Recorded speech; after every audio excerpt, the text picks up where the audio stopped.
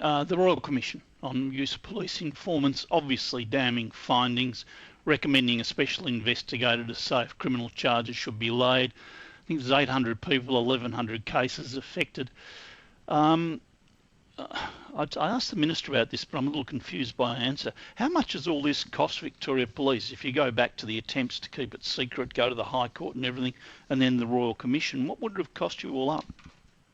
Yeah, yesterday I was told yesterday it was 61 million, but that's gone up even because I sought further clarification. It's actually 64 million, and of that, 42 of that is in legal costs and the other in wages, etc. for our staff. But is that just the Royal Commission or is that everything?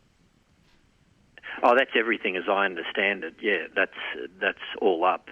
That includes, briefing lawyers, sitting days, public interest immunity claims, meeting with police officers to take statements, statement preparation. So all of these things, including barristers and solicitors, and so. But it's an absolutely huge cost to the organisation. To me, the offensive part of that is a lot of that money has been spent trying to keep this secret. Now, I know you weren't in charge at the time, but surely that's almost immoral to spend that much public money trying to stop the public knowing. No, I don't know the exact breakup, Neil, but we took steps when we were required to. Because public interest immunity, we have obligations to protect sources, and we have always said that any steps we took, including going right up to the High Court, were because we had concerns that Miss Gobbo would be murdered, and that was the reason why we took those steps. But a lot of this money is Royal Commission money. It's not. It encompasses a range of different things. But as you rightly point out, a huge amount of money spent. Will you ask the government to make up that money for your budget? It's a lot of divvy vans and boots on the ground. Yeah, well, it came out of our budget last year, but we will step through and see. I mean, I don't think the government's going to have a heap of cash around, given the emergencies we've been through of recent times in the current financial environment.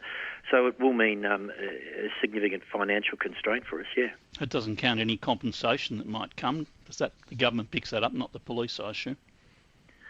Yeah, that's something we haven't yet settled on, and we'll face that hurdle. We'll have discussions with government now that we have, we've got the finalisation of the Royal Commission, but it doesn't finish now for us.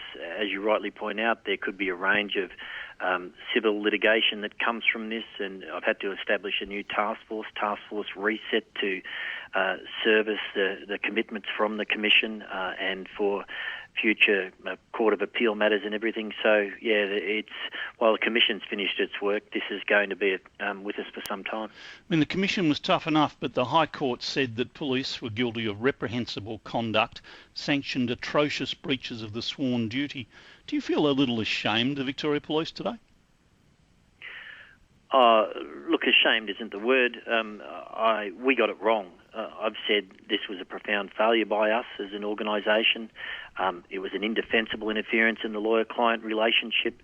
It shouldn't have occurred, and I've been very clear on that. The reality is for us, it's about making sure that we learn from it. We need to make sure that we start to rebuild where we've taken a hit with public confidence and trust right across the community, with the justice system. So, look, it shouldn't have happened. It's as simple as that.